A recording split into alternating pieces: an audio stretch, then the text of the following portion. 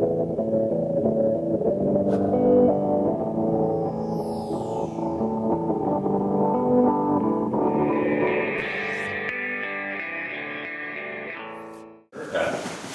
5:32, you're ready to presumably? How's it going? Good. How about you? All right. All right. Any adjustments to the agenda? We're not adding anything, we might do some moving around of new business, just depending on who's here Who's here? at the time. Yeah, sounds good. And minutes? Make a motion to approve the minutes of October 12th. I will second that. It's been moved and seconded. If there's no further discussion, we'll approve the minutes of October 12th. All in favor? Aye. All right. Village Center designation. That must be you guys. How would you guess? Thanks for having us out. I'm Richard Amore with the Department of Housing and Community Development. This is Kaylin Corkins. I run the Village Center Designation Program amongst other things at the state. Kaylin administers the tax credit program, which she'll go into more detail about. We tend to do this presentation to sometimes a larger group, but I'll be pretty informal since we have a small group today. If you guys have any questions, feel free to interrupt me and ask. I know you guys have a busy agenda, so I'll go through it fast too.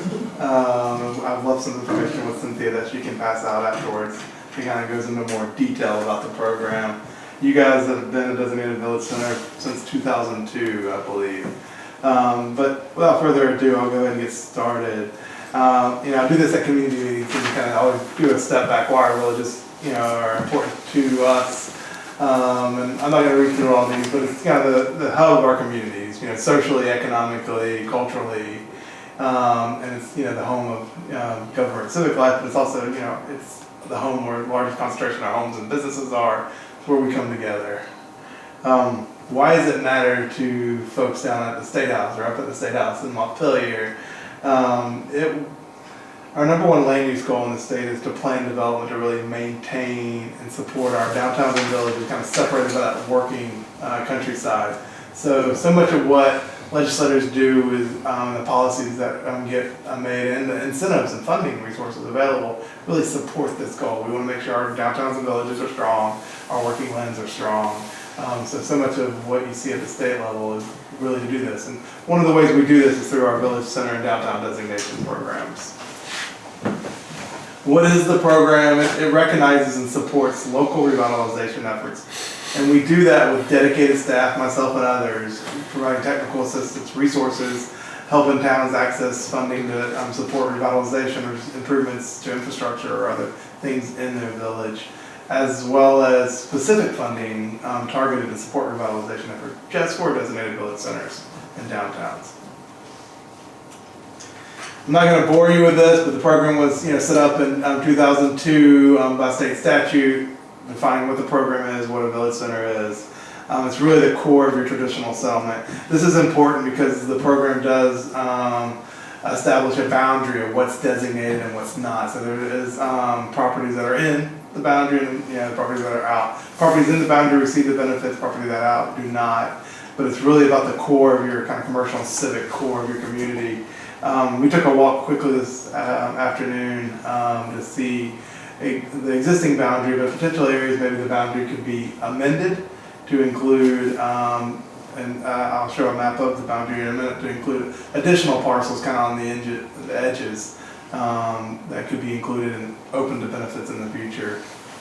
Village centers vary in size and scale, very small hamlets here up in the town of Calais, to larger communities like Plainfield, or I think even Putney's got a larger village center. What is not a village center? Route 7, and this is in Rutland, but any of our kind of newer commercial developments, sprawling developments we see along our highway corridors is not our historic settlements. I don't need to explain more. There's 122 designated village centers across the state. Like I said earlier, we really try to target our training and financial incentives to support these historic centers. A lot of your neighbors are designated. There's 16 in Windham County, so you guys are not alone. I was in Newfane just last week, and they're looking to get 3 designated village centers in Newfane.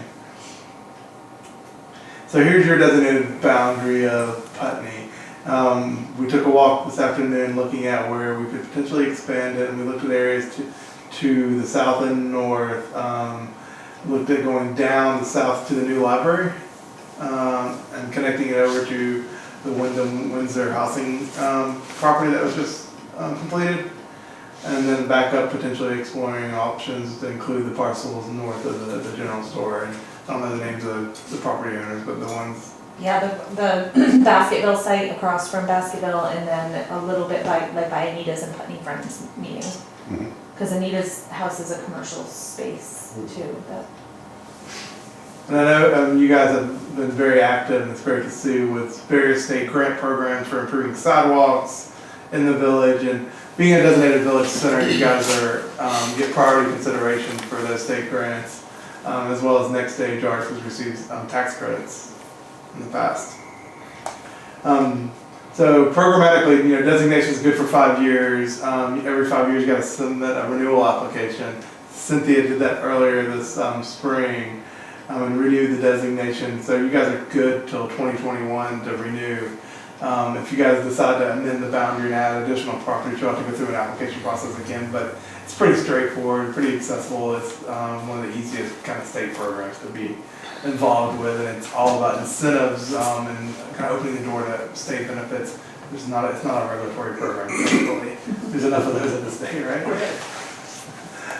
Just quickly highlight some of the benefits of the program. Kind of mentioned these earlier, but you get technical assistance from myself and others. You get access to the Downtown Village Center tax credits, which help renovate historic buildings in our designated downtowns and villages. Caitlin will talk more about that in a moment. You get state grant priority, like you guys have taken advantage of with the V-Trans grants and other state grants.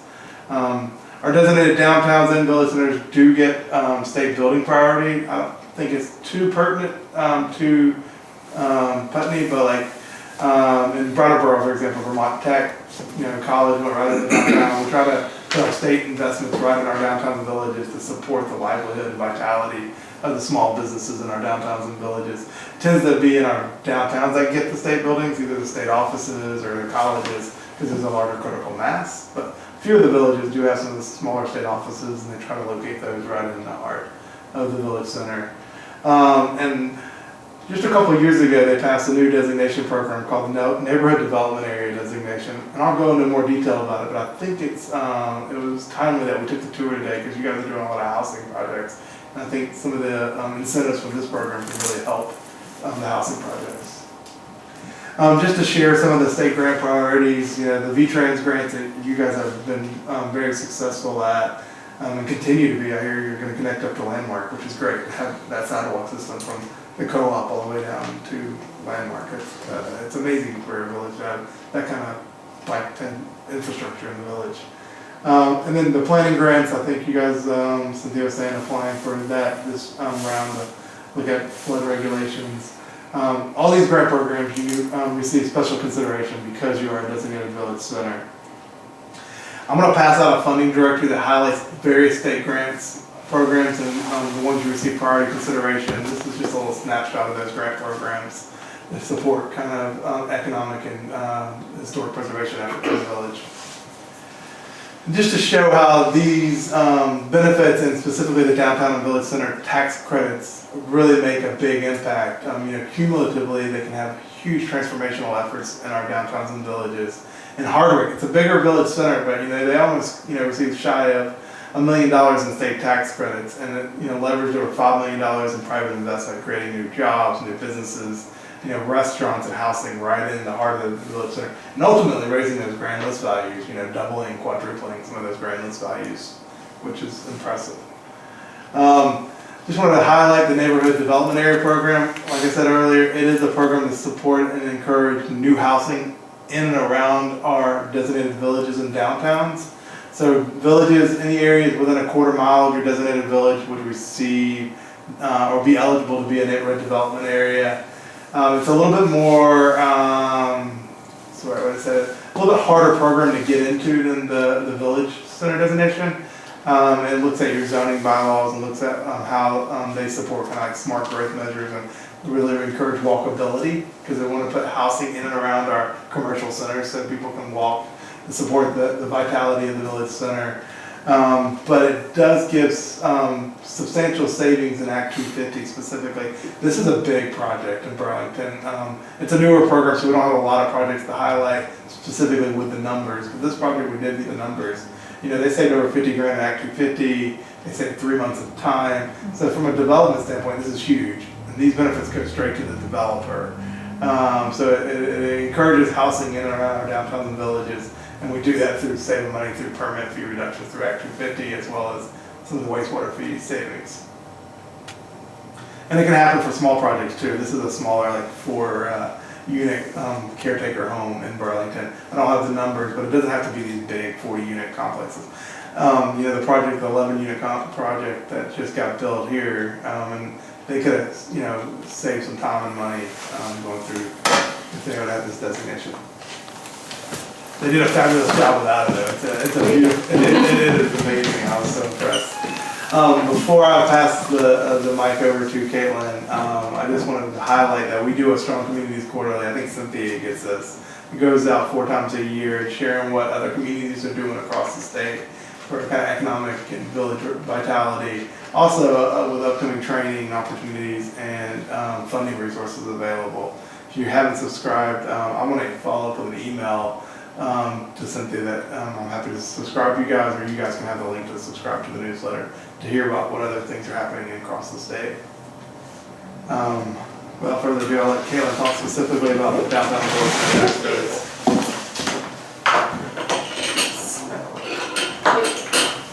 All right, so I'm the Tax Credit and Grants Coordinator at the Agency of Commerce and Community Development. I administer the federal and state preservation tax credits as well as the state historic preservation grant programs. So I actually have a lot of money to give out for projects. Putney has taken advantage of some of these programs in the past, and that's great, and we hope that continues. Do you all know what a tax credit is? I give this presentation to some folks who I think probably don't understand what a tax credit is, but maybe I don't need to do that here. So the program has been in existence since 1998, has done a lot of wonderful things around the state, encouraging redevelopment of blighted properties, incentivizing housing projects. Housing groups like Windham, Windsor Housing Trust have taken advantage of the program on a lot of their projects, not the Florida Plans House, but and then making rebuilding possible after disasters. So if it's a fire, flood, just a building that's been empty and vacant for a long time and needs a lot of work to bring it back into productive use. This program can help provide some funding and incentives to make that possible. So really briefly, the federal tax credit program is a 20% income tax credit for qualified rehabilitation of a historic building. That includes all work done to the building, both interior and exterior work, including updating systems and things like that. To qualify, the building needs to be historic, which means it needs to be listed in the National Register of Historic Places. And it could be a contributing building in a National Register district would be considered historic, be considered listed. The project, the property is also needs to be income producing, so this is not a program for single family homes, it's for commercial properties. One of the great things about the federal program is that there are unlimited credits available, so you can apply at any time, and if you have an approved application, it's something a developer can like build into their budget at the start of a project, which is really nice. Another key component of the program is that work done needs to meet preservation standards. We always encourage people to apply before work starts so that they make sure that they're on the right track. And I'm available to help early on, both navigating the program but also making sure that folks understand what they need to do in order to meet those preservation standards. So the state tax credit program is meant to sort of work in partnership with the federal program, but it does have some important differences. Number one, a project has to be located within a designated downtown or village center to qualify for the state program. And here again is the map of Putney's current village center. Another important difference is that we have a cap in how much we can give out in state credits each year. It's at $2.2 million annually right now. What this means is that applications to the program are competitive. And we have a once-a-year application cycle. So July 1st, which is the beginning of the state's fiscal year, is the deadline each year to apply to this program. Another important difference between the federal and state programs is that at the state level we actually have a number of different tiers of credits available. These are the tiers listed here in the handout that Richard is going to hand out at the end. We also include sort of a little chart matrix that goes through all of these because it's a lot of percentages and caps and numbers and things to remember. But just really quickly, the 10% credit is directly tied to the federal program, meaning that an application or a project has to have approved federal application to qualify for that tier of the state credits. It's basically meant to be an add-on, so you get 20% from the federal government and then an additional 10% from the state. If a project doesn't qualify for the federal program or is not, someone doesn't want to use that program, you could still apply for these other tiers of state credits. And they are the facade credits, so 25% for work to spruce up the facade of the building. The idea behind that is to, if you had a vacant building, to spruce it up, encourage a new business or a tenant to move in, or if you're a business owner, to encourage some, customers to come into your business. And it's important that either the owner of the building or the lessee is eligible for these state credits. It just depends on who makes the investment. So most times it's the property owner that's making an investment, but occasionally we've had business owners that want to do some work to, spruce up their business, and so they can also access the tax credits.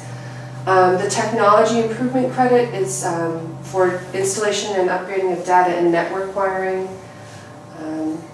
Obviously, a lot of our older buildings just don't have that kind of infrastructure, and so this is an incentive to help allow property owners to do that, and then hopefully attract a business that needs that kind of technology.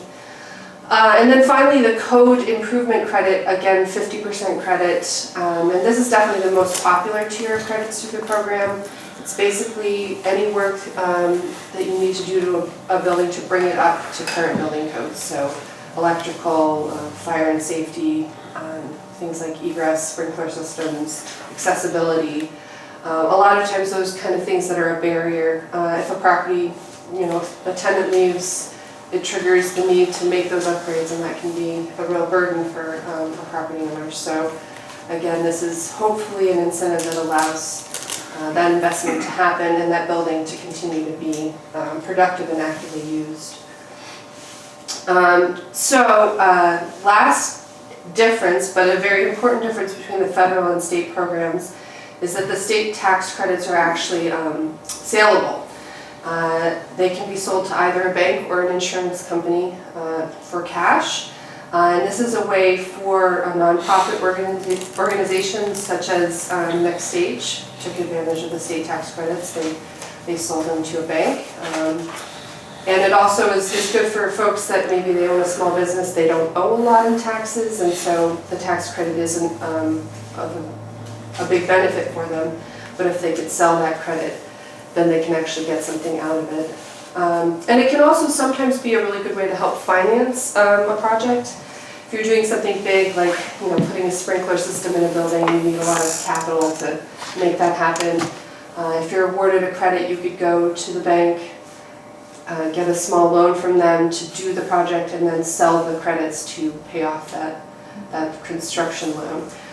So in that way, it can sort of act as collateral, and the banks are familiar with the program, routinely buy these credits, And I can help match people up when they're trying to sell the credits. So I have a couple of slides in here just showing some examples of projects. This is on the very, very large end of the scale. This is, I think, the biggest project we've ever done. You know, I think the numbers on there actually ended up being even more than what's up there. This is a conservative 24 million. But you can see that by combining the federal and state tax incentives, they got $6 million in tax credits to help support this project. The other side of the scale, this is a project in Hancock, which is a very small village center. This is one of basically 2 commercial properties in their village. The store was damaged during Tropical Storm Irene. The business closed and it was a real loss for the community. So a local couple decided to buy the building, reopen the store, but they had to do a lot of work to the building before they could occupy it. And so they applied for state tax credits to help them do that, and the store opened this fall, which is really exciting. It's you know, a hub for the community, so it was a really important project. Okay, so totally switching gears. I'm just going to really quickly touch on the Historic Preservation Grants, which is another program that I administer. So this is a grant, not a tax credit, and this is state-funded program. So these are 50-50 matching grants of up to $20,000. They're available for nonprofits and municipally owned buildings, and they're bricks and mortar grants to do repairs of historic building fabric, so things like roofs, repointing brick, restoring windows. Fire escapes? Not fire escapes. Good try. But our CDBG grants maybe will. So a fire escape would be like an improvement as opposed to a historic building component. But if it's a historic building component on a building such as this, we have a fire escape that needs work, that's what it is. A nice old cast iron fire escape. All It's right. very pretty, but it needs work. Does it contribute to what makes this building historic? I think it probably Yeah, I does. think it's, yeah. We'll have to see it when we get. We could, yeah. Yeah, I don't check it think out on we your way out, noticed it's it. right back We'll take a there. look. Lisa Papazian would have it, and she'd be able to tell you what it adds to the building. Okay. Yeah, well, we'll take a look when we leave. So the Next Stage project also got historic preservation grant funding. They were really good about tapping into a lot of the resources that are available. But, you know, municipal buildings, town halls are certainly also eligible. This is an annual grant cycle with the grants due each year in October. So next October would be the next time that they're available. And this is just a sample of some of the projects in this region that have been funded recently.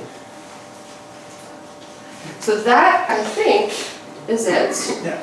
That was very fast. I passed out some information to Cynthia that she can pass around. It has our names, our contact phone numbers, emails, if you guys have any questions. We tend to do meetings like this for property owners in the village too, to really act, so they get exposed to the tax credits. So we encourage you guys, we left some extras to hand out to the property owners. I'm also going to follow up with the electronic copy PDF that you guys could distribute. Even some towns put them on town websites as a kind of Yeah, we economic probably will. development Yeah. incentive, for property owners in the village.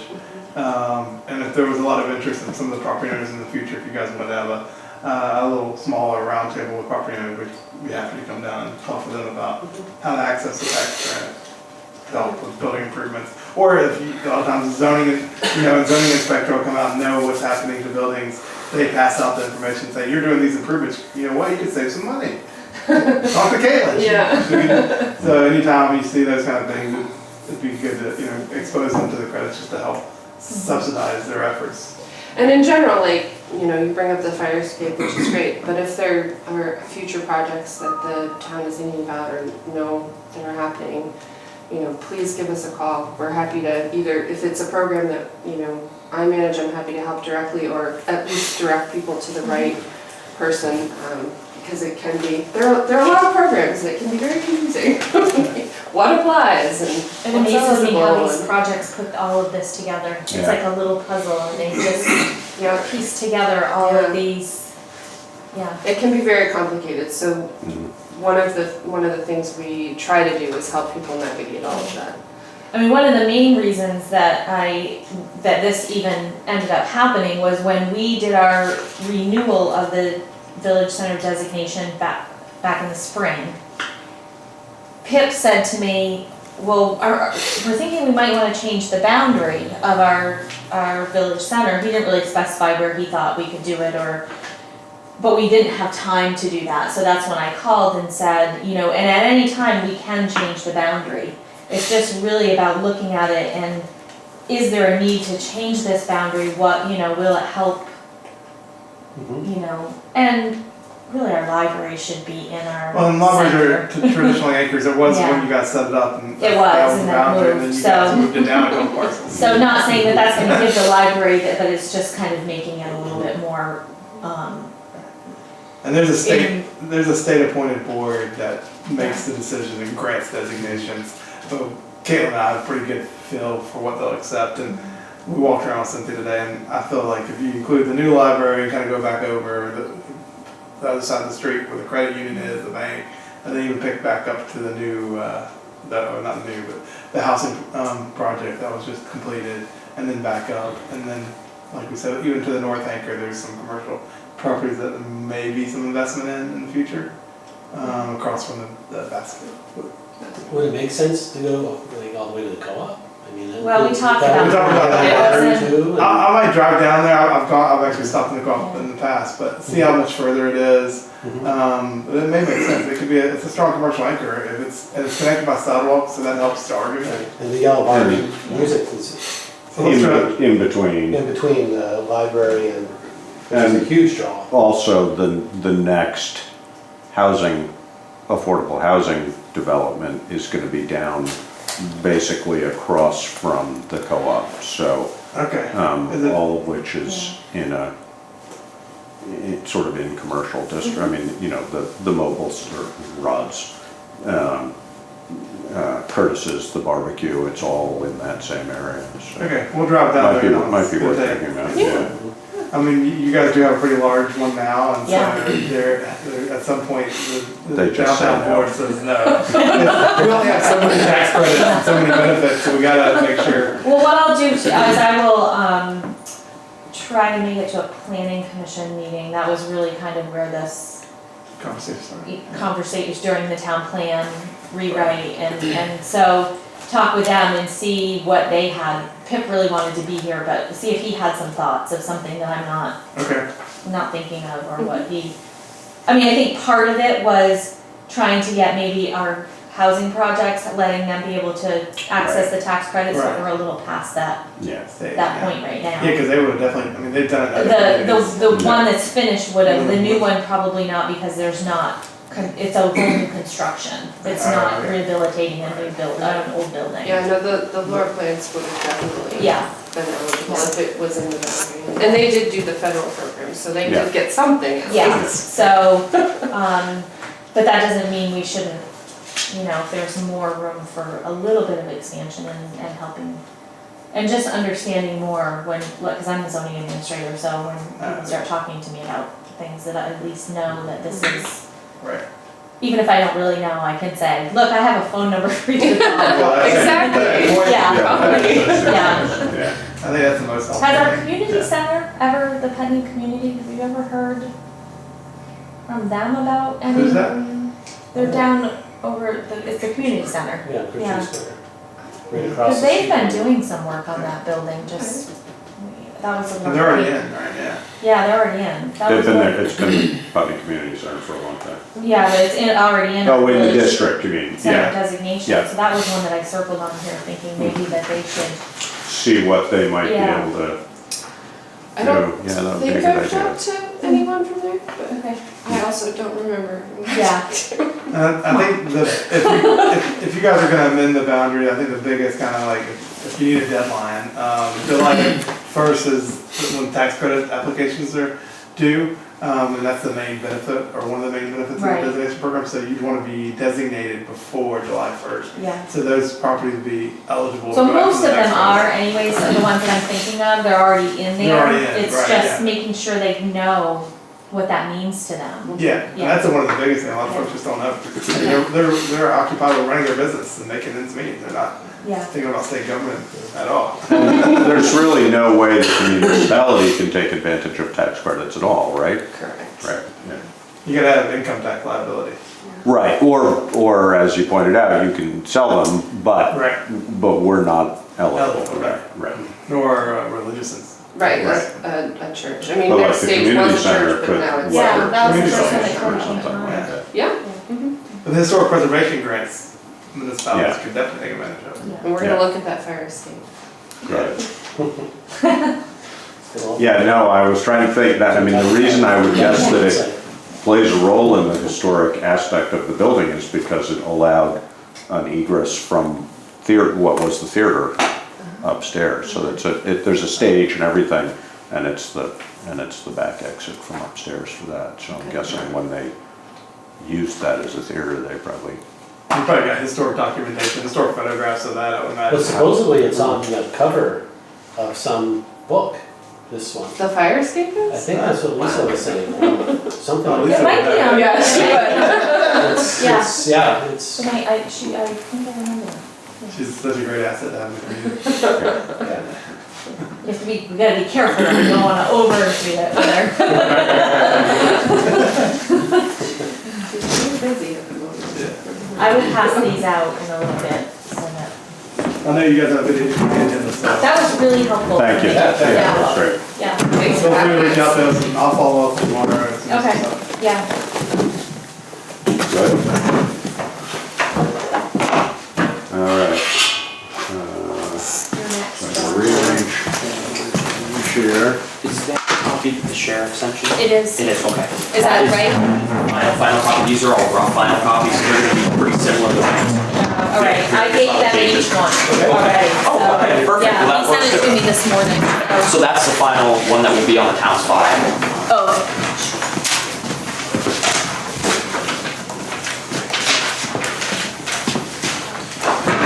So everybody does have one. yeah. Okay, awesome. They haven't seen it yet, this is the first time Oh, they've seen it, so. Hi, John.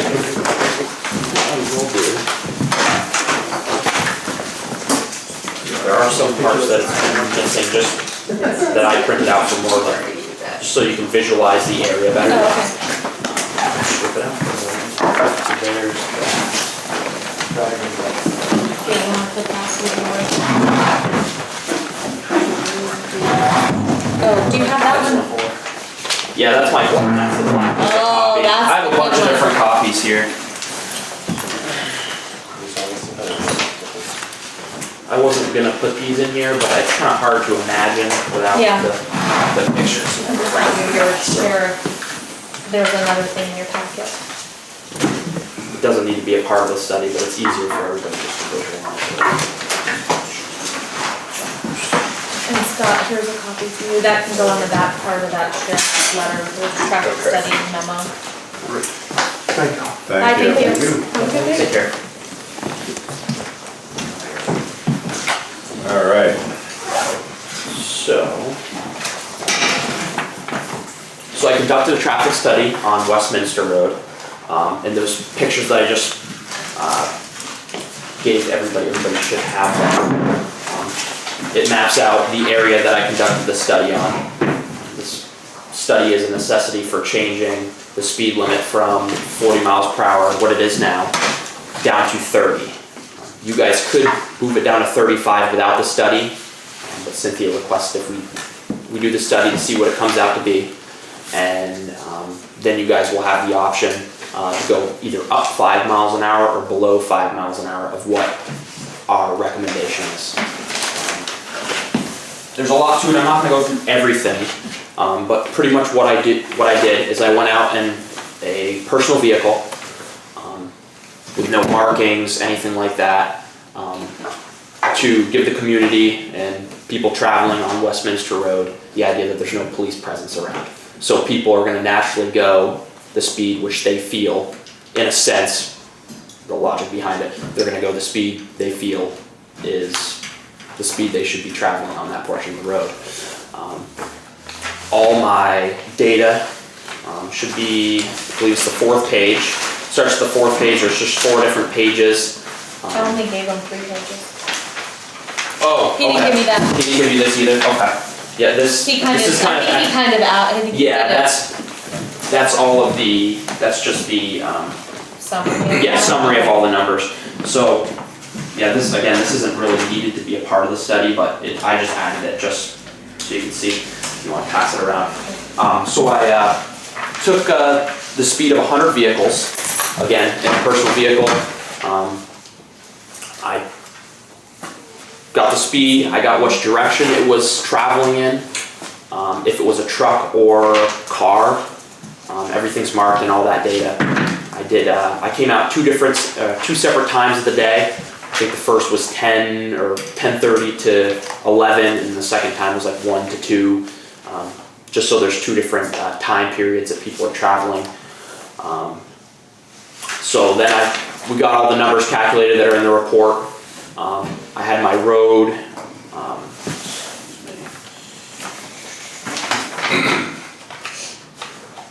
I did my road test, which pretty much consists of me driving,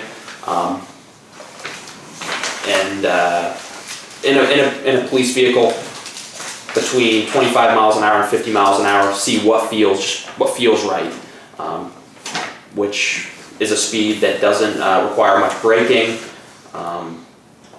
So you can stop in an adequate amount of time for pedestrians, kids near the school area, and everything like that.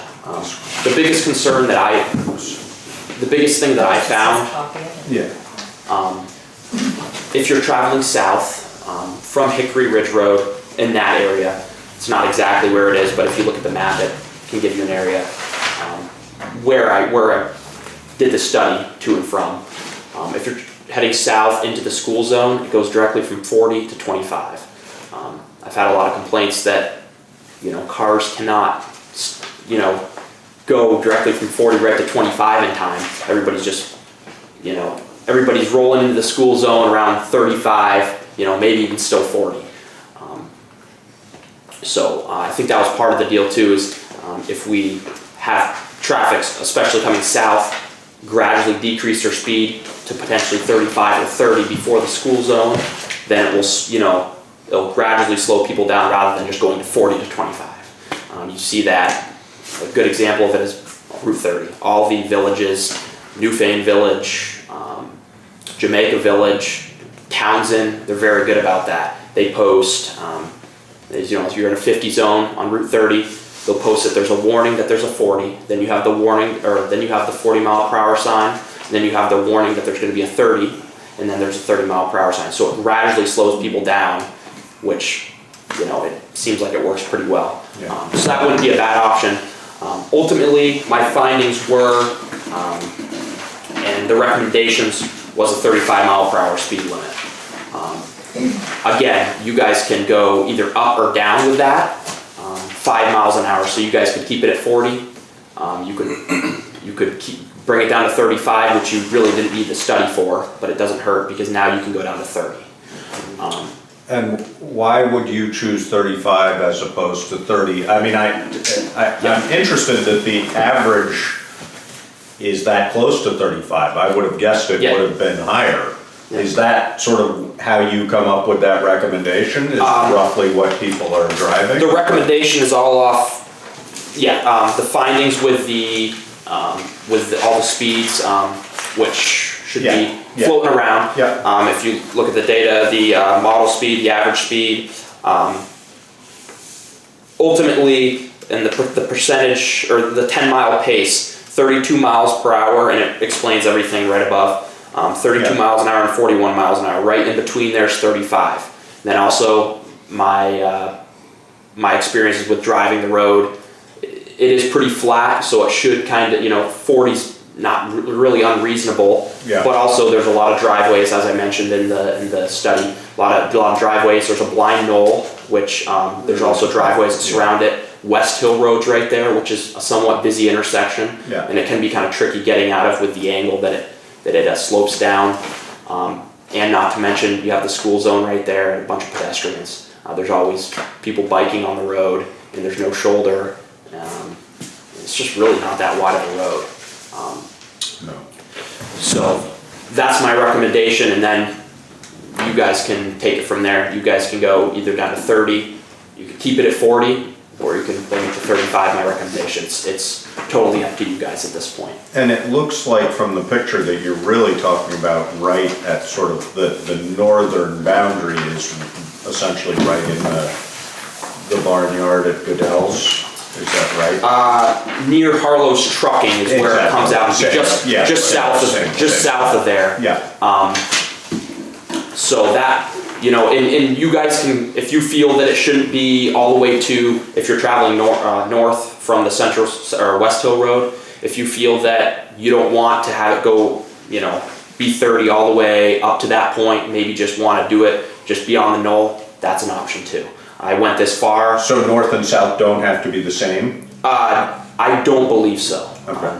Yeah. I don't see why it would. I can double check with that, but I don't see why it would make much of a difference. If it's different. Yeah, because I mean, depends. when I think of things, I think that, well, I guess if you're coming out of this, Coming or going. but I'm like, okay, I know this section of road is 30. I've never thought about, is it 30 on one side and not on the Yeah. other? That's No, never that's come to the my point. brain when I. Yeah, no, it would be 30 on both sides. Oh, yeah. I'm saying, So was that your question?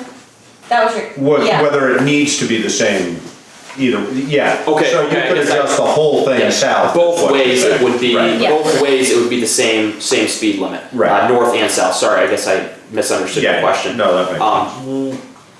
But what I'm saying is, if you guys do not feel that it should be 30 miles an hour both ways, all the way north to We could- 313 Westminster Road, which it marks on the map. I don't know Right. if that's the exact We could make it just a location. shorter You could make it a shorter distance that is that speed. I mean, you wouldn't want to, I wouldn't think you'd want it too short, because that kind of would defeat the purpose of gradually slowing people down. Right. I also would recommend, which I didn't recommend in my final recommendation, but it's kind of not so much about this section, but put more signs up on Westminster Road. Yeah. There's a fair amount, but it never hurts to put a couple more up, because and put the warning that you're approaching a 30, Yeah. if that's possible. Yeah, I would think the advantage, I mean, is there money for signage? Or is this something we would just do and pay for, do you know? I don't know the answer to that. Because I think the advantage of going a 40 to a 35 to a 30, as you pointed out, is just more signage. And more signage is better, and maybe we can do more signage anyway, so maybe that doesn't matter. But for example, if you went to a 35, close to 313, whether it's right there or not, but then essentially as you come over the blind knoll, went down to the 30, Prior to. exactly. Basically, it should be a 30, my feeling would be sort of right across from the cemetery, so you're already in a 30 zone when you come to that West Hill intersection. Yeah. That might make sense, and if you had a 35, then 30, it'd just be plenty of signage, so. Yeah, I think it could be kind of confusing if you did, 35, 30. 30, yeah. That's Is a it little, just- that's a little bit, I was gonna say, is it just too much in I that think it- short distance? Cause it's not Yeah. even a mile. I think if you Is had it? one, I think if you, whatever you Yeah, it's half a mile. decided as a town, if you decided you want to go down 30 or 35, whatever it may be, just stick with that. Yeah. That would be my recommendation, Yeah. rather than going, if you changed it up in two different increments in that short amount of time, I think it's going to be really confusing for people. And it's just unnecessary, I think. But So, yeah, I mean, maybe the thing to do then is shorten it a little bit maybe just before the knoll there if you're headed south. And then really go right to a 30 from a 40 to a Yeah. 30. Because I think we'd like to have people going more like 30 when they're coming into coming that to the school. cemetery, actually, you know, right about there. Yeah. You know, would a 35-mile limit, I totally understand the logic of a 35-mile limit, but maybe just be a little more aggressive with it. You could have the warning prior to the knoll. Exactly. Yeah, you could do the warning at the bottom of the knoll Yeah. where the picture is here. Right, basically just past that driveway on the right that you're looking at. Or even right here next to the driveway, and as you peak the knoll, it's Crest the 30. knoll, that's where it That's 30, changes. yeah. That wouldn't be a bad idea. But it's, as I said, it's totally up to the town at this point, what route they want to take. It's good that we, you know, like you said, we could have dropped it to 35 without a study, but because we have the study, we can go down to 30. And this just gives us some good information to show people, this is what really is going on out there. Sometimes when you're standing there, it feels like people are going way faster. Well, and that's what makes me think, I mean, given that you came up with an average of 37, Yeah. you know, people are already going about 35, and Right. it does feel fast. Right, so Maybe maybe pushing it that 5 down more wouldn't be down. a bad idea. Okay. And there's also a lot of traffic that was, as the data shows, coming out of the school zone, Yeah, which, you know, they might just not be catching up to speed quite Right. that much. Quite I yet. think the biggest concern is people heading south. yeah. Yeah. But you gotta, part of the study is you gotta get both ways, so. Yeah, That's no, why I think that number's lower than what it would be if Might I was be. only, getting traffic coming Southbound. south. Yeah. Yeah. No, and I have certainly witnessed, I mean, I live out that way, so I drive that way all the time. But people definitely get to the end of the 25 and sort of punch it right there going north. So, you know, it might be that you go, you know, until you not It's kind of like Route 5. Yeah. We all go exactly the speed limit. I'm sure all of those ones that you clocked me on were the ones that were down low, you know. And I think too, I mean, this study was done, the mornings are what scare me when the schools, you know. I would agree. And I think people are often late to work, and I think that's why I feel sometimes they're driving even faster. I would agree, mornings. So it'd be great to really get them slowing down prior to West Hill. So based on this information, I'm not really 100% sure what the next step is. I'm sure it's some type of, we have to notice the public for a certain amount of time to get Probably. public feedback, so. The other thing that we should find out is just the costs involved, what signage would Yeah. cost, et cetera. Okay, Just so we know. so, should I start that process to bring it down to 30 and get that going? I think we should I think explore so, that. Yeah, Good with it. Yeah. yeah, okay. Alright, so costs and 30, and then whatever the next steps are to get that. It's, I mean, because I think you have to change. Sure, it's gonna be similar to what we dealt with here on Route 5. Yeah, we had to post it. Right. and I think have it's gonna take, feedback at least 3 months, I don't know if you had to post Yeah, something in sort the of a former or something like 45-day that. warning, then a 45-day It after. really didn't make Yeah. sense with this application though, because it's not like we were changing the speed limits, we were just changing what we could, Right, the ordinance. yeah, Yeah. But, yeah. I mean, this may generate a little more conversation than the last one, which is fine, it's just, yeah. I mean, we may end up with people saying, no, 35 is okay, or, I don't know, yeah. I think you're gonna find with 35 is people probably are not gonna be changing their speed too much. There Yeah, happens, exactly, that's what 5 I'm miles an thinking. hour, they're probably not gonna change it, but With 30, my recommendation, I mean, The data, that's what the data. ideally, I mean, that's my recommendation, but do I think ultimately 30 people are probably not gonna yeah. change their driving behavior through that section of road much Yeah. by dropping the speed limit 5 miles an hour. Yeah. No, and That's I why think Steve's point, you know, of morning time southbound, you know, that's probably, if we were to look at that specifically, I think that's what we want to be countering, and I'm guessing those numbers would be higher. Just, that's just a guess, but that would be my. If you could just stop at some point, and you and I will just kind of map it out on that, of what signs we would want, so I can get the cops Okay. over that what they're supposed to say and all that. I How can, many- I how can many stop by hours? tomorrow. Okay, That yeah. works Also for you. got a rule of thumb of spacing of I'm sure there is. speed limit signs. quarter Yeah. mile. I'm sure there is. Yeah. I don't know what those are, to be honest. Okay, Yeah. yeah. Yeah, Brian might have data Yeah, on he will. that, I would Yeah. think. yes, A little off topic, have you guys, or have you looked into the West Hill Road speed limit I signs? did, you told me there weren't any missing. There weren't any missing, okay. I'll look again then.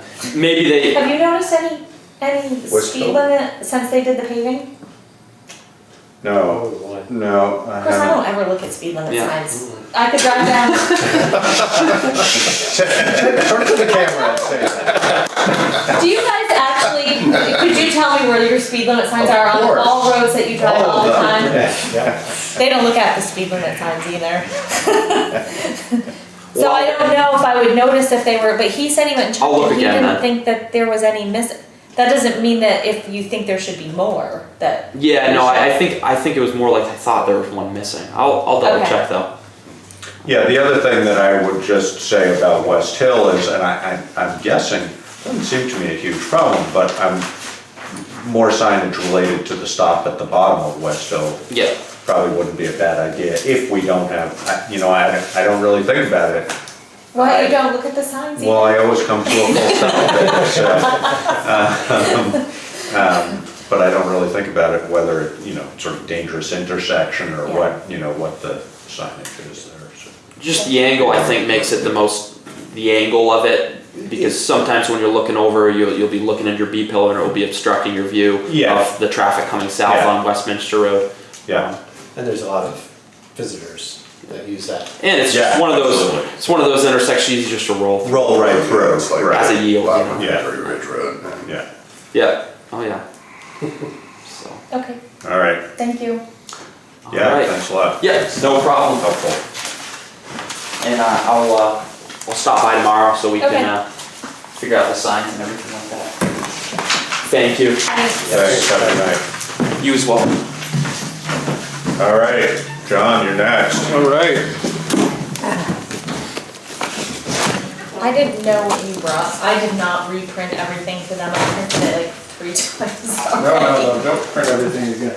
What I brought you, these are just those last 2 pages Okay. where we inserted the management response to the findings. And so, other than that, I think the draft that you probably already given them is unchanged. That was the draft that you and I corrected, is that right? I think they may have been missing that dog license adjustment on the draft I gave them, but I I told think them we talked about it. about that, yeah. I told them that it would be changing by 3 to 2,900, whatever that dollar amount was. Dog license adjustment. Yeah, a receivable for those. Oh, okay. I thought we had that fixed in the early draft. No, No? Okay. no, we cut, no. What did we We fixed fixed the, a capital asset. yeah, it was the capital asset fix I was remembering. Yeah. So,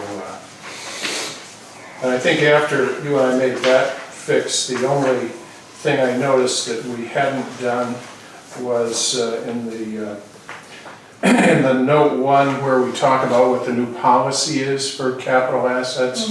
I changed the lives in there to match the The policy policy, change. and that was the policy that we talked Yeah, about. so I think that's up to date now. Okay. Actually, October 12th. And that was a management response? I No. don't remember. No, that's That what- No, that was the, remember previous the to- capital asset policy? Yeah, no, I remember, I'm just trying to think, so that was previous to it. Yeah, this Yes. management Being- response, this stuff is really current. That's like stuff we were doing this morning. She'd sent me a response and I'd gotten back to her, we talked it through and then we inserted it. And so we printed just those last 2 pages. Yeah. Yeah, So you'd have a complete set that's current. yes. So that would be what I would like to talk about. Really? Well, you're not in charge, I know. fortunately. What would you guys like to talk about? I try so hard. Oh, jeez. We would, well, we'd like to hear sort of, I guess I would like to hear your vocalization of the findings and the recommended, and the responses as to whether they seem Okay. correct to you. I'm guessing, since you guys have been communicating about it, that they do. Right. I did like the wording we came up with. They didn't see my original wording. Some of the beginning wording was a little tougher, and I encouraged her to just tone it down Soften it a little slightly. bit. You stress the facts and the solution. We had to do that with her last time. I know, I worked with a Tone woman. her down a little bit. Really, I sympathize, I do. But I'm sure she would say the same thing in the other direction. As a matter of fact. She probably has. So give me just a second here. Pull that sheet. Yeah, in the back of the package, the second report in here, as you know, is the report on internal control and compliance. It really talks about when we're doing the audit, in addition to testing the balances and proposing adjustments and things like that, we're also looking at how things work and documenting systems, or updating our documentation of how those things work. In that process, we updated the findings we've written in a couple of years now, relating to the big one, the one that certainly gets my attention, is the Internal Revenue Service and state payroll tax reporting. Those are situations that just seem to still be not under control. Anytime that there are reports that aren't being filed timely, or taxes that haven't been remitted timely, it's open season for penalties and bad publicity, and just who knows what could happen. So that's something that was a serious finding in my mind, and at least it's been out on the floor and been discussed, and it's recognized, and everybody's in management, and the manager, the treasurer, they're all aware of the problems that have existed. And I think the response this year is right in line with what will finally correct that situation, I think, because what it says is, and I'm just going to read it briefly, it's fairly short. It says, a list of payroll reporting and payment deficiencies has been compiled, reviewed with the town treasurer, and also reported to the select board at one of their regular meetings. The town manager, and that's who has been in charge of compiling and bringing it to attention. The town manager is in the process of following up and completing any of the current deficiencies. The town manager's office has made a payroll deposit and reporting schedule, and will request a copy of the returns and the payments at the due date, when they're due, to ensure that they've been completed and payments been mailed or deposited in a timely fashion. We will reevaluate this process in a month or so, and if necessary, we'll ask the treasurer to relinquish the payroll reporting duties to the town manager's office. Well, what that really says is it brings a control into place where there's another set of eyes looking at what's happening on a current basis, and that's always important. That's the same sort of controls that we recommend in a lot of places for a lot of things. More than one set of eyes, more than one person or persons knowledgeable about what the requirement is and whether it's been met.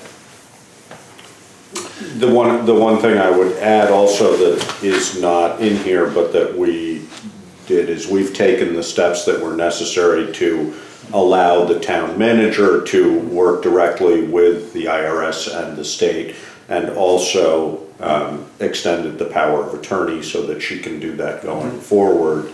And as I recall, Cynthia, now because you're I can't remember whether that was the power of attorney or what it was, but because you are listed as the person, you can get those notifications directly. Yeah, there was an option So- on that power of attorney form to have notifications mailed to me. So- A duplicate notification. So we're not dependent on the treasurer's office to receive those things and then turn them over. Cynthia will also have them Yeah. directly sent to her, so she'll be able to follow up in a more timely fashion. That sounds good. That should correct the situation with the reporting. The second one is a little bit similar, but on a less significant basis, I guess, at least in terms of dollars. But it relates to the dog license fees collected, and a portion of those, of course, is remitted to the state of Vermont. The situation is somewhat similar there in that money has been collected in prior years, some of which was not reported or remitted on a timely basis. In addition to that, as you, I believe, know, in past years, some of the people who paid with checks for their dog licenses did not get those checks back because they were sitting here at the town, had not been deposited, had not cleared the bank on a timely basis, and so became essentially stale dated pieces of paper. Uncollectible. Yeah. What we said in the update to that finding this year was that we had, during the audit, proposed an adjustment, along with our other proposed adjustments to the books, to essentially write off the balance of those old stale dated checks. They had been sitting there for a year or two, and in some cases longer, and without an attempt to collect the money. And as an independent auditor, I looked at it and said, well, if you haven't got it by now, I don't think you're going to go out and collect it. Yeah. And so we proposed that entry, and we reported that essentially the situation was a little better, and that some of the 2015 money, or I guess all of the 2015 money, had eventually been remitted to the state. A portion of the 2016 money, I believe, it was collected and remitted. I think when I spoke with the treasurer, and this was at this point several weeks, a couple months ago, she told me that she had not remitted all of the 16 money at that time. I haven't followed up, but I wrote it that it hadn't been sent, and I think that probably was a May still be the case. good assessment of what the case is. In any sense, though, the response, and Cynthia was struggling with what to say in the response because, as she said to me, I thought the response last year was right on the money, but we couldn't get it done. And so I said, well, let's put in that simple response for this year. So we wrote that the current response to the finding was that the town manager and town treasurer were unable to implement the proposed 2015 plan. We will try again in 2016 now to provide some controls over this process. In a way, it's a little bit like the tax situation, in that, at least in my mind, it really needs the second set of eyes and the knowledge of, okay, when does the money get collected? When should it go to the bank? When should the reports be filed with the state? When should it all get recorded in the general ledger and the process be concluded? So anyway, fewer dollars, but similar situation. Yeah, Basically, no, and I getting back to not just having the treasurer or clerk treasurer in this case be responsible for the collection and remittance and reporting of what's going on. Although we would hope that that would be a task that the treasurer would be able to undertake without it being a problem. I mean, I guess I feel like it's great that Cynthia is willing and able to do these things, but they really are not Cynthia's job. Right. But ultimately The responsibility mechanism falls. in place to Yes, have that Yeah. second set of eyes, in effect. yeah, And I'm not is not important. suggesting that has to be Right. Cynthia, but I How think that- if how that balances you out, can get administration by a administration process that might be says, different. Yeah. that says, okay, here's what she needs to. they should come in to- through to this report. route, then go Yeah. through, Yeah. yeah. Yeah. Out of curiosity, do people have to come in personally to get the dog license, or can they mail that in? They have to come in, Personally, yeah. yeah. So, I mean, there could be a receipt book, and they have We to have get a computer program that does it. it. Oh. It's all documented, it's just Yeah. then it's not, But if that documentation is available, But it's not, right? the problem right now is that somebody comes in and they writes a check and it goes with there isn't like a receipt that they get, there isn't like a ledger that's being kept that says Oh. this person, it's really just kind of, is there, I thought, well, I mean, you get the license. you get so the that's- license, that's but we essentially don't, your in receipt. this office, if I was to say who came in with checks today, Right, there's no ledger saying, Yeah. like a cash receipt journal kind of, Right, oh, really? no. Oh, So it's really just looking in a drawer, I don't even know where they're kept, I don't wanna say a drawer, that's not what I should say, the safe. safe. And that, they're kept until it's time to deposit them and a report's run out of the dog license program and, that probably could be the best place to look, but it doesn't record their check number, whether they gave cash, whether, so that's what the cash receipt system Right. is there for and is set up for. We use it for everything except for town clerk fees and dog licenses. Okay. All other money that comes through taxes goes through tax receipt, but it's a cash receipt system. and would it be your opinion that it should go through that system? Yeah, I think all cash should, so Yeah. that any given time somebody could come in and say, You can know I exactly could print a where it cash went receipt when. journal of any money that came Right. in on any given day and their check number and whether it was cash and you have a receipt printer, it prints a receipt for somebody. And have we made the recommendation that Yeah. that stuff goes? Yeah. Okay. That was actually part of the proposed plan back in 2015 Yeah. that just did not get implemented. Yeah. And, And, John's been very diplomatic the way he's been talking about the manager response today, but I do want it on, it is so frustrating to not be able to have something that is very easy to implement And not have it. and not have it implemented, and we have absolutely no say in that being done as Right. far as controls Right. over Right. the person doing it. So and that goes with the IRS stuff and the state withholding stuff. So that was No, kind and of what. again, I would just say that, I mean, a second set of eyes on everything is great, but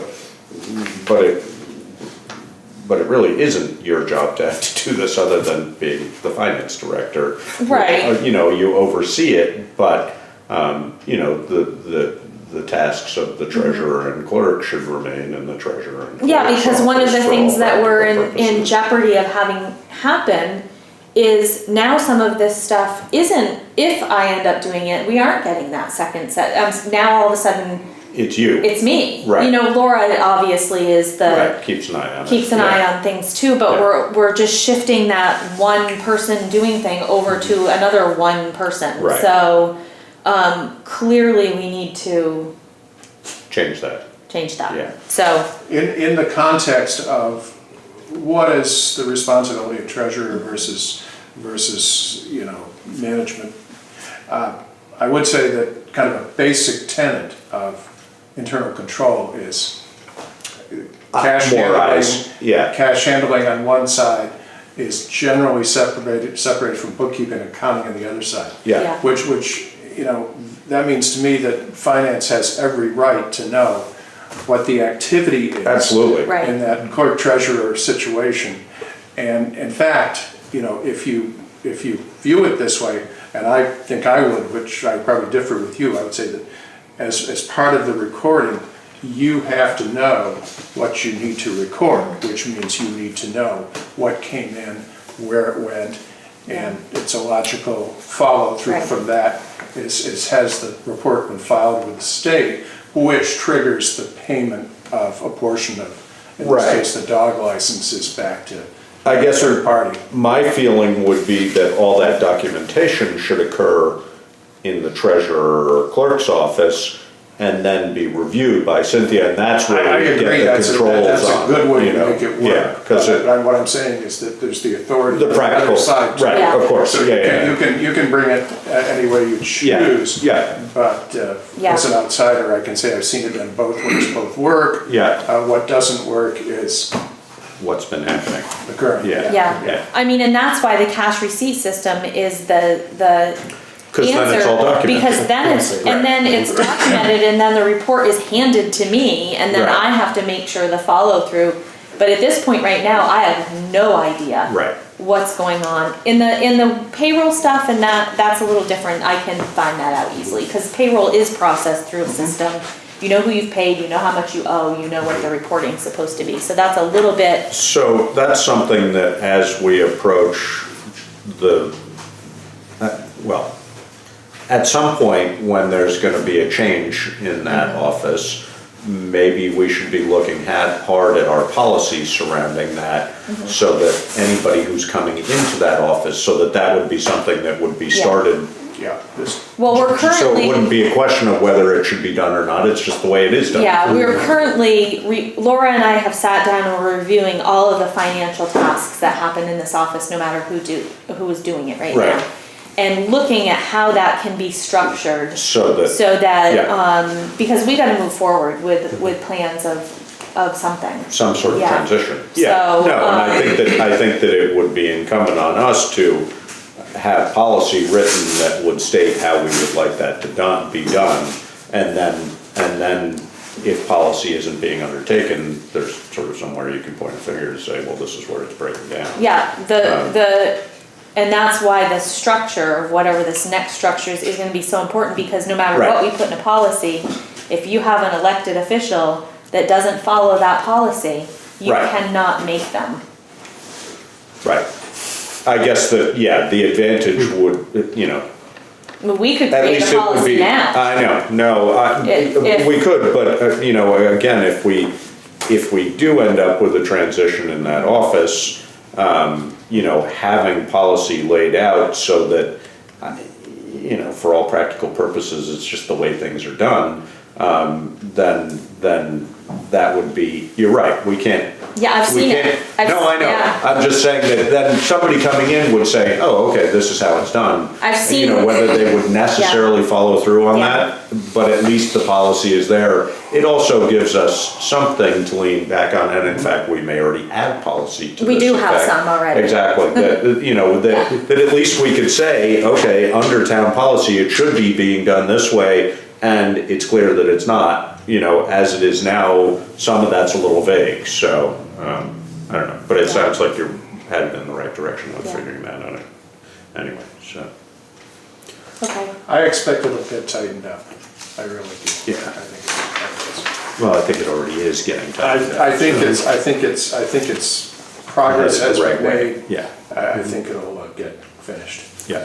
The third one that was in here was just really, I wanted to, we mentioned the fact that the cemetery fund restricted balances had been reported in the prior year, and just left that in here, and in a short paragraph to indicate that the balance in that fund had been allocated in accordance with a policy that was developed during this year. And so that was considered a resolved matter. So that's what was in the back of the report. What was in the front of the report talked about, financial statements were fairly presented and, seemed to, in our opinion, reflect the financial position and results of the town's operations, and statements conform with generally accepted accounting principles for governmental entities, so they should be satisfactory for any external use. It's not a terrible lot of comments to make on that.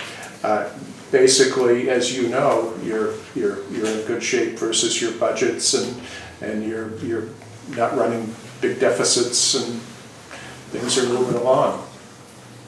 Things are being managed the way they ought to be, so that's good. How did you, I don't think you and I ever talked about it, but the sewer fund, in past years, we've talked about, The underfunded sewer fund? yeah. How'd you feel about it this year? Yeah, or the lack thereof. Because we have made some slight adjustments with budgeting for some depreciation and setting some rates higher than, to, some more realistic rates. Yeah, well, back on page 17, which is the statement of revenues and expenses and change in net position for the proprietary funds, where the water and sewer fund operations show up. It does show that there was a deficit of $36,248 in the sewer fund prior to the transfer, the subsidy from the general fund of $45,000, which left you with a small overall surplus or positive change in fund balance for the year. So that's why I say it's not, you're not running a deficit. Whether that's sufficient for the future, I don't know. Clearly, it's not going to provide significant capital if you needed to have major repairs or replacements. You'd probably be out borrowing money or looking for grant funds, but that's a policy decision, and it relates to rates and how much you choose to raise and how much you want to retain in that fund. When I look back at the page just prior to that, it does show the sewer fund had a due from other funds, which is basically to say cash on deposit with the general fund of about $12,600 at year end, which is not a big cushion. It's running lean is what it is, running lean. Yeah. You certainly would have justification for a rate increase in the sewer fund based on that information. The water fund, on the other hand, was in better shape. Yeah. You explained that so much better than I did when we get to rate setting. And would it, maybe this is out of your purview, but it sounds like it would be your recommendation to have a larger capital fund for the sewer fund, or a larger sewer fund. I'm a conservative guy, so I always like to see a cushion. I like to see cash available. As my former partner, used to say to me, John, cash is king. And he was right. It's always good to have some money in reserve. But on the other hand, I work with enough boards in enough areas to know that philosophies differ. Yeah. There are very strong feelings in some situations that we don't need to reserve funds ahead of time because They we will be have available. borrowing power. Right. We can borrow when we need to. Yeah. And then the repayment is made by users in the future. Right. Who are enjoying the results of the borrowing, as opposed to forcing it on taxpayers or ratepayers now for the benefit of future Right. users. I mean, So that's not, yeah. two very different philosophies. Yeah. As I say, I'm a conservative guy. I try to keep something ahead myself. I try to keep my business in that way, and I recommend, when possible, that things like a water fund or a sewer fund or something that's going to have some needs in the future, not run too lean, have some cushion.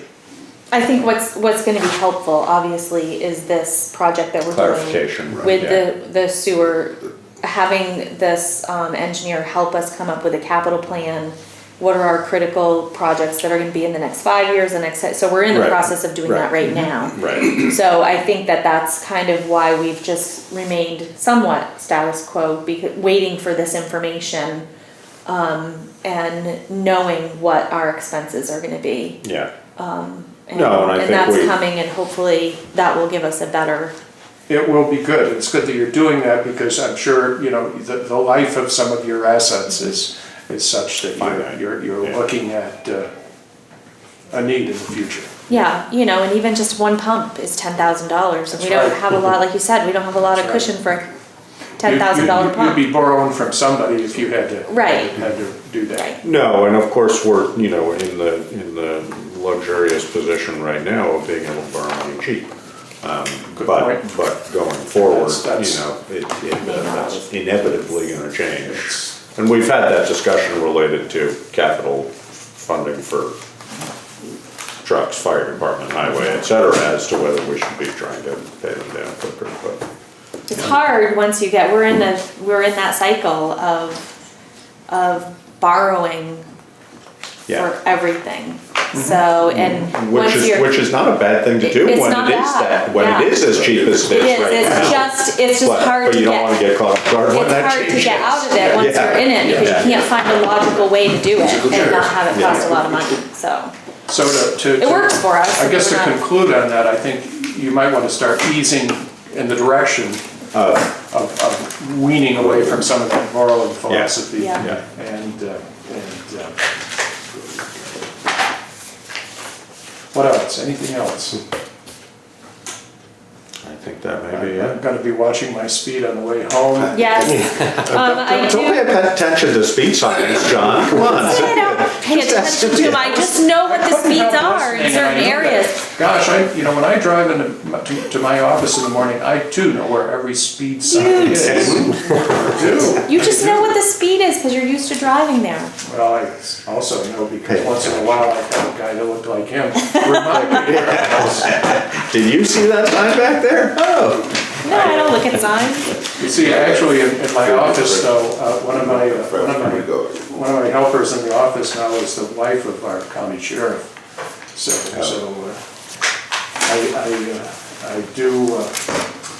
I do have a pipeline to. Oh, sure, I just don't look at signs, he's using his influence. What the thinking might be, but it still doesn't do you any good if you see those flashing blue lights. No, it's usually two-way at that Anyway. point. So we you guys need to sign this, so a motion to approve the financial statements and reports, because I need to get this stuff back to you. If you want us to print it, yeah. Yeah, I think this, I'll send it to you tomorrow, because there's three things I need. That'd be great, yeah, you need to give us the approval forms, This, basically approving the draft of the financials as the final version. Yeah. And you need to Approve the accept the adjustments. adjusting entries that we proposed. and then this. And you need to sign off on the management representations, those three things. So I need you guys So to moved. do that. So, moved. Yeah, and then. you wanna move all of those at once? Yeah, this and this, we can do this and this. So the approval Okay, of the so- financial statements and reports and proposed And this is for adjustments. fiscal year 15, 16. 16. So I move to accept, or to approve the financial statements and reports as concluded June 30th, 2016, And the proposed adjustments. and the proposed And I'll adjustments. sign that one. It's been moved and seconded to approve financial statements and reports and adjustments. If there's no further discussion, all in favor? Aye. You did have another date, 26. So I'll get that to you tomorrow, John. Yeah, that'll be fine. You can mail it or scan it, and whatever works for you. Thank you, gentlemen. Thank Always you. a Thank you. pleasure to meet with you That guys. was pretty painless. Don't forget, stop. You know where to contact me and tell me what I missed. All right. Thank you.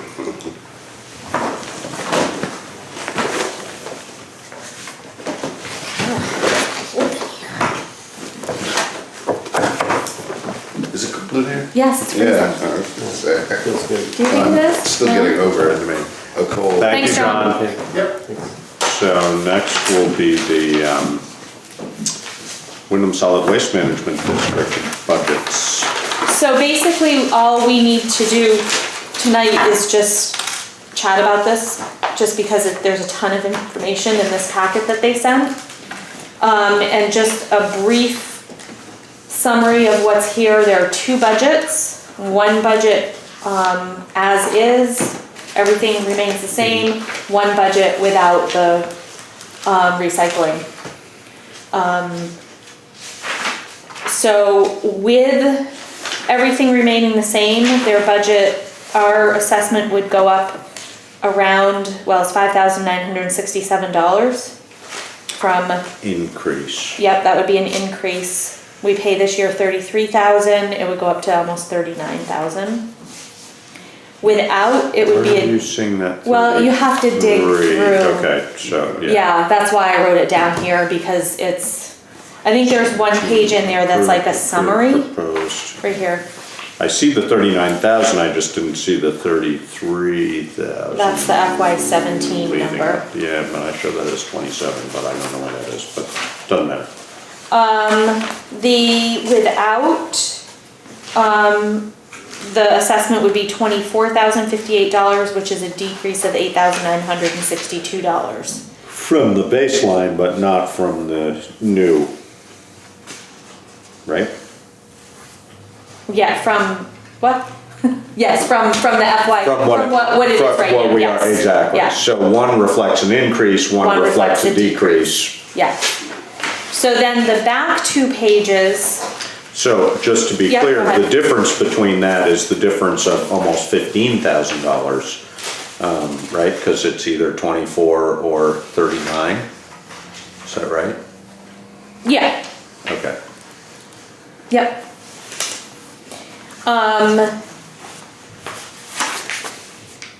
The back two pages are estimates from haulers that I think what they told me, these were towns that were transfer station towns that were asked to get cost estimates on having haulers pick up the recycling instead of Windham Solid Waste. So that they could get a number of what that cost would be if they went without the recycling pickups through Windham Solid Waste. I had a hard time when I was looking through this finding one that equates to what we do, because I don't really know if we're 1 time a week or 2 times a week. I don't know what the tonnage is, and I haven't had a chance to call back to tell them that this really didn't help me. Because, Yeah, and total polls, I would guess, would I be. mean, we've had at least 50, we have at least one a week. Right, but, and when they quote a poll, does that mean each dumpster? Yeah, that's a good Because question. they do, I would they assume do it's each of the dumpster. four, they do three, they do all three at least once. Once a week, And I yeah. think some of them at least they do twice a week, but I'm not sure. Yeah. So we need to find out what the total number is. Yeah, so when I called to ask them, because I was gonna do some calling around and find out from haulers what they thought, and she said, well, we have this thing that might help you, and she sent this to me, I just barely got to look at it today, and it really didn't help me, but I would assume that's a number that we wanna find out, but it's really not going to, whether we want it or not is not gonna be the question, it's whether we push Windham Solid Waste to, we're one town of however many towns there are in this district, and we need to advocate for our position on which budget we think they should be approving. Which budget, the WID, yeah. WSW&D, not our assessment, Not but the ours, budget. yeah. Right. So, I don't know when the next meeting is, and I don't know, I asked Dan to come tonight and he couldn't, but he said whatever questions we have, he can bring back. Because you're saying that because their budget reflects either maintaining a recycling system essentially or not. Right, and we can't just say, well, we want it, Right. we don't wanna pay this difference because we still want the recycling containers, but it's Right. too much for us to hire it on our own. Can we just have you do it? And they'll give us that assessment with, that's not the way it is. It's either they're gonna adopt one budget with it or one without. And we are statutorily obligated to have an agreement with them, I believe. This is a question that I cannot answer for 100%. You have to, you're statutorily obligated to have a plan. Right. But that doesn't necessarily mean From what contracting with right, them. from what I Right, okay. understand, the districts were created to help towns yeah. keep these plans implemented. Yeah. One thing that always comes up when I talk to other towns or I'm listening to other towns discuss this is, do we need the district to implement a plan or can we do it on our own? I don't know what that entails. I always hear that it's difficult, it's Probably don't want to do it. yeah, Right. yeah, but then there's always been this question of, well, is it because it's legal paperwork, and could a town get together to just have somebody implement a plan? I'm sure there's way more to it than the way I'm explaining Yeah. it, but that's what we're required to do by statute, is to have this plan.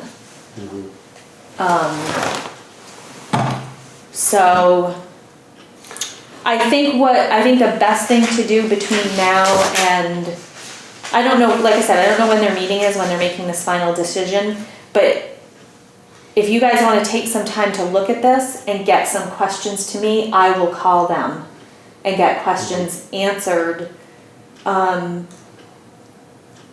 Because I don't know if we have time between now and the next meeting to make any type of formal statement or what we want Dan to go to the meeting with. I mean, I think he understands that the position of the town of Putney has been right along, we wanna keep those containers. Right. You know, so I think he's advocating for that, but I don't know if this is the year that they just say they can't do it anymore. Or what the other towns are thinking. The other Right. towns may be thinking, we don't want them anymore. Well, I mean, at a minimum, we need to know the total number of polls and the Yeah. price per poll. Yeah, You know, I mean, we can probably estimate a price per poll based on the mileages on here. But I mean, we look need at to- Brattleboro. But we need to know what the total number of, well, and you look at Townsend. Townsend's 13,200, you know? yeah. And that's, And that's only 78, like you said, if each one of those equals one we're pull. doing 150 a year Yeah. at least. Yeah. Well, If and not substantially more than that, I don't know. I think the other thing to keep in mind though too is, you know, within 3 years, Act 82 will be fully in play, right? Is that the, That's the recycling and. Mandated one for, recycling. Act 46 or? No, that's, No. that's what I was thinking of, it's Act 86, no, it's 180, 180. No, wait a minute, you're right, it's not 46, but it's hold on, I have it right here. 148, Oh, 148. good thing we got that straight. But I mean, that potentially will drastically increase the amount that will be recycled. Well, I don't know, for those though, isn't everything that can be recycled through those already going in there? No, because Windham, our WSWMD, they only recycle 1 and 2 now. And only Triple T, I think, is the only one I know of that recycles like plastics 1 through 7. Right. So I mean, those are other things we have to find out. You know, does that mean we're gonna end up having to haul stuff to 2 different places, the 1 and the 2s to WSM? I didn't know, I guess I'd have to reread that law. Well, I didn't I know mean, that the what law we- was expanding because there's no market for those recyclables and that's why they're not taking them. Right. I know that the law reads 1 and 2s now, but I didn't know, I thought the expansion was composting and those were the things that hadn't been implemented yet, but I don't know enough about it. But Yeah. I think Waste. ideally, I mean, like Triple T, it's a single stream. So if that were the case, we'd actually presumably only have 1 dumpster here, or 2 dumpsters Yeah. that took single stream. Right. Something like that, because of I will volume, call Windham but- Solid Waste to find out how many pulls we have. Right. I don't know how they get this total tonnage. I'll ask them, I'll tell them, Well, ask they'll them be able to to fill tell you the these. total tonnage. I'll ask them They to should fill be able these to. numbers in for me, and then I'll call some of the haulers. Yeah, because they can just base it on the mileage. If we know that, Right. if we know the tons and the number of poles, they can base it on the mileage and Right. they'll be able to give us a number, reasonable number. Yeah, exactly. So that will give us what the annual cost would be for us if the budget goes the way that, if they say we're doing away with it at Windham Solid Waste. But there still Well, is. and or if we opt out, I mean, is that 24, so that, it's either 24, 29 based on how they vote, or is that 24 or 39, sorry? Yeah. Is that based on a decision we make? No, that's based on which budget they vote in. Oh, okay. That's what I was saying, is that we I didn't can't, understand. I yeah, thought we we could- can't I just thought say, we can't say, well, we looked into this cost, it's gonna cost us 15,000 a year, so we wanna go with you taking it. That's Right. not, it's, Right. It's not an option. yeah, they're gonna make a Might decision. be an One option, decision. might not. Yeah. They're going to make. So that's why I say it's important to find out that number Yeah, if if they end up with a budget without the recycling. Because we're gonna have to decide as a town, do do we we want wanna to pay however much that's gonna Right, cost? but as Right. far as this budget goes, what is it that we wanna tell Windham Solid Right, Waste? Right, which way does our vote wanna go? Yeah, I mean, if it only cost us $8,000 to have somebody else do it, which I don't think is gonna be the I don't think case, that, yeah, then we might not care that much. But if it's gonna cost us $26,000 to do, then Right, we then definitely care. right. So, so I will find okay. that out, but in the Yeah. meantime, if you have any other questions you want me to ask them, or do you want me to make a statement to them once I find out this number? I'm assuming our statement's gonna be, we would really prefer that the district continue with the recycling depending on what this number is. Is that a fair assumption? Yeah, I would assume so. The other thing I would like to know from haulers Mm-hmm. is to confirm that it would be single stream as opposed to multiple stream. Okay. I think that's the way they're doing it, but I don't know. Yeah, I mean, I know, Yeah, no, I I think know so. Ruggiero right now, they pick up mine, It all goes into It one all container? goes into one Right, container. okay, but like you said, it depends on who the hauler is and where they're bringing it. right, exactly. Okay, so I will do that, I'll get an email out to you guys, and if you can just respond just to me and we won't make it a conversation through email, but I just wanna make sure that, I'm gonna call Dan and find out when the next meeting is and let So we him don't run know, up against you the know, timeline. yeah, that we don't run up against some, I don't know, they may get 8 of their towns saying, we don't even want dumpsters at all anymore, I don't know if Westminster does. Right. You know, I mean, we have curbside pickup, It's sort of recycling an added- pickup, It's so just an who's, added cost. Yeah. right? Why would you bother? yeah, plus we have a recycling center right there in Yeah. Westminster that we can go to if you have more than what's fitting in your container. You know, on You the side of do? the road. Yeah, the Yeah. Bells Falls, the transfer state, Okay, yeah. yeah, Right, so, but if that were true here, then we'd have to go to Brattleboro right, to do that. you have it, So, it's just a little Yeah. closer to Yeah. me where I am, but, Yeah, so they may be saying, what is that oh, well, it's gonna convenience drop, worth? yeah. Right. All right, I mean, I never go to the recycling bins anymore at the town garage. that's probably nice. It is nice. No, I think, I mean, we've sort of talked about this before, but I think at some point, we're gonna have to explore whether having some sort of a town collection system makes sense. I don't know whether it does or not, but it's probably a discussion we should be having because, the problem is the problem in my mind is where do we get accurate advice as to what's reasonable? I mean, your guys' contract is huge. It's huge. In 3 Huge. years, it's, I don't want it to be, held to my number, But but they're it's huge a couple numbers. $100,000. yeah, they're big numbers. So. Yeah, I mean, we do pay, you do have to pay for your, well, I don't know, we get 52 stickers a year. So anything above that, Right, you pay for You it. pay for Yeah, and you pay for those 52 stickers a year in your taxes. taxes. Right. Out of curiosity, so who technically runs that transfer station? Is that the town that runs it? In West, Yeah, it's yeah. Bellswell. It's, I don't know but if it's the village or who, but or it's, district, I don't know.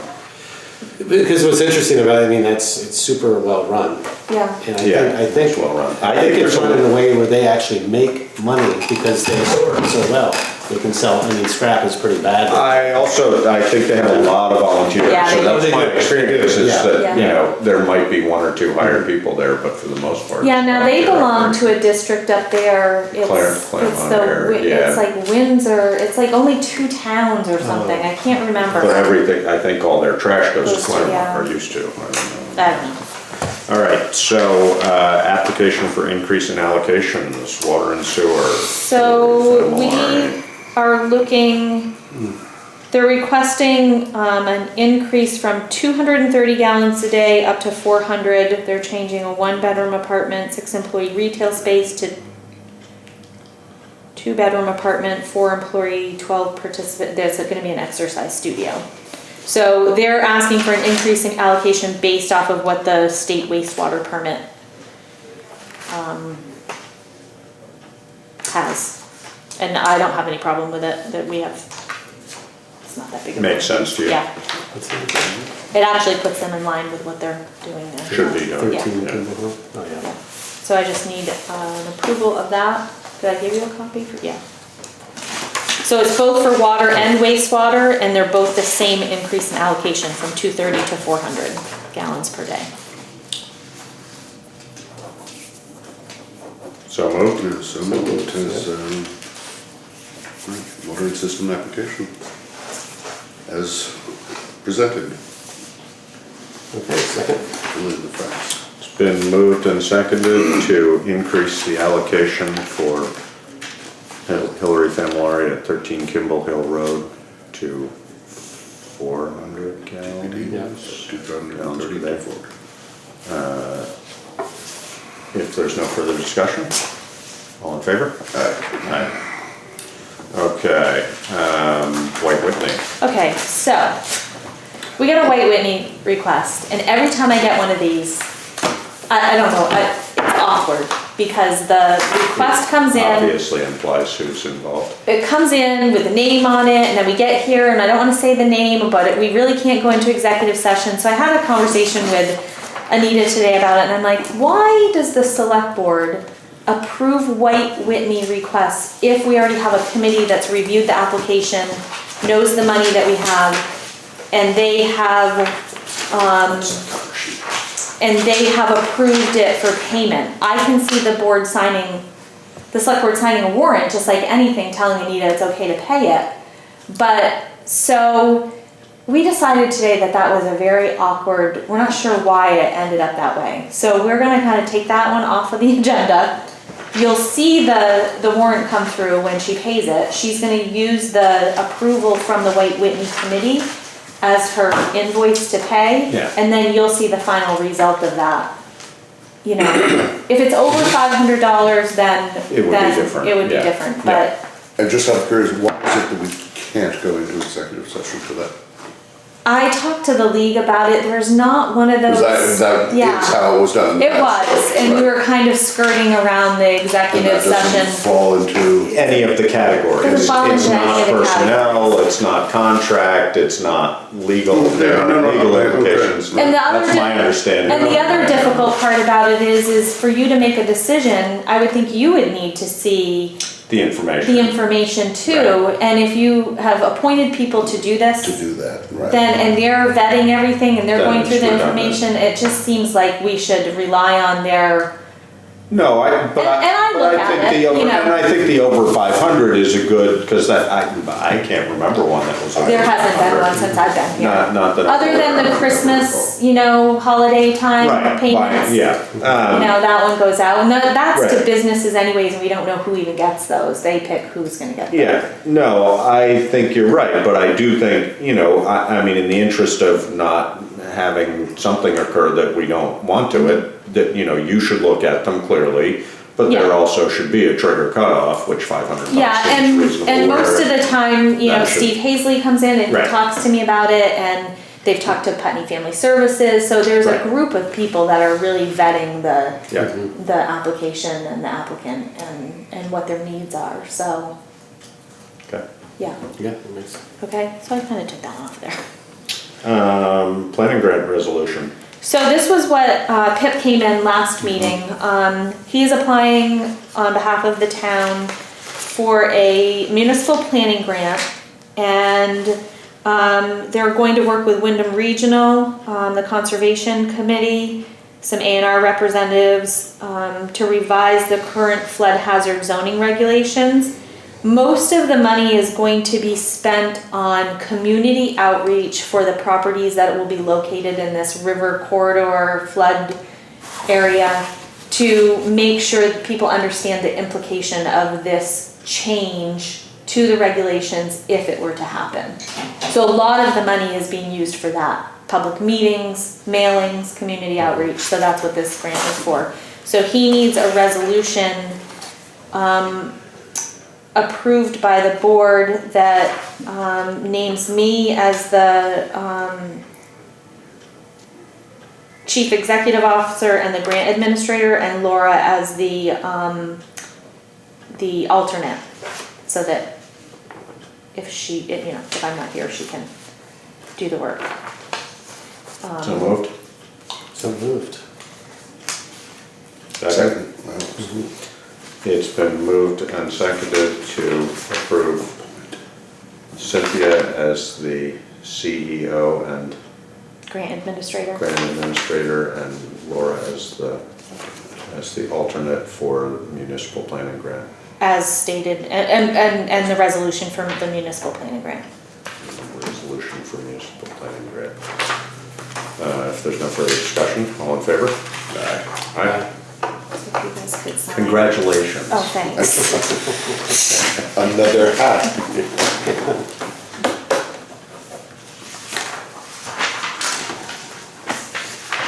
I think Pip said the same thing to me today. He was like, congratulations on your position. All right. Town manager, you got anything? I just wanted to tell you guys briefly that I went to the town manager conference last week. It was up at Stowe, and it was really good. I mean, it was one of the best ones I've been to. Good food. I didn't eat much with them because I was busy dealing with some Yeah. stuff, but yeah. So, but yes, it was good. It was at Von Trapp Family Lodge, and it was, Nice. yeah, it's Yeah, beautiful. cool. So I just wanted to say that I sat through an economic development discussion, which is a lot of the same things that we've heard from Sevids. Sevids. Yeah. It's just a different organization that's doing it statewide. Yeah. Sat through a lot of that, talking about the things that need to happen in order for a community to be vital and what. And it was really nice to be one of, there was some more than just me, one of the town managers in the room that we have an affordable housing committee that's very active and understands the importance of affordable housing and how that relates to economic development. To have a town that has supported Sevids, because there were some in the room that had not. And just,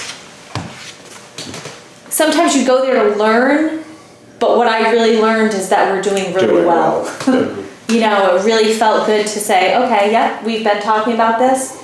We know there's work to be done, but at least we're talking about it. Some people hadn't even, some of the concepts hadn't even. Yeah.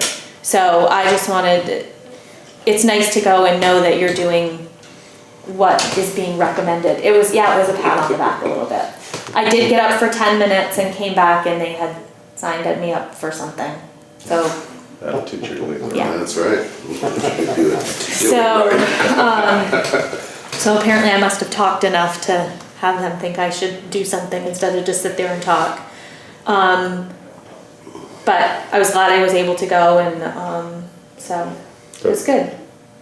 Yeah, it was really good.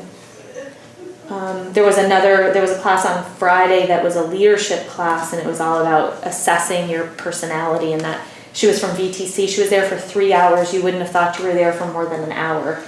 She was so good, and everybody that's in a leadership position should take that class. It was a really good. It was a really good one to go to, so I was glad I went. Other than that, I just wanted to remind you guys about the walk with Bill Gunther. I don't know, it's November 9th at 1 o'clock. Yeah. I'll send out another email. That's before our next meeting? That's The day of our The next day of our meeting? next meeting. Yes, okay. So that's going on. day after election day, might be scary. Day. We'll be up in the Day after woods. what? Election day. Or we'll be in the woods, or we'll be running for the woods. right. You might find us hiding up there. Yeah, so that's just a reminder if anybody wants. What time is that at? 1 o'clock. We'll probably meet here. I need to know if I should warn it or not though. Oh. Email, find out when we're a little closer. Okay. That's all I have, I think. All right. Unless anybody else has anything else. Anybody else, anything else? No, I just have to look at the fire escape. I know it's still on here, I just noticed. I'll give you, this is the handout that they,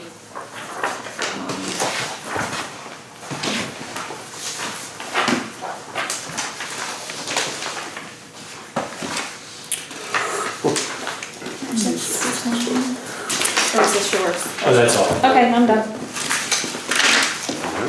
Motion to adjourn? Yeah. Aye. Aye.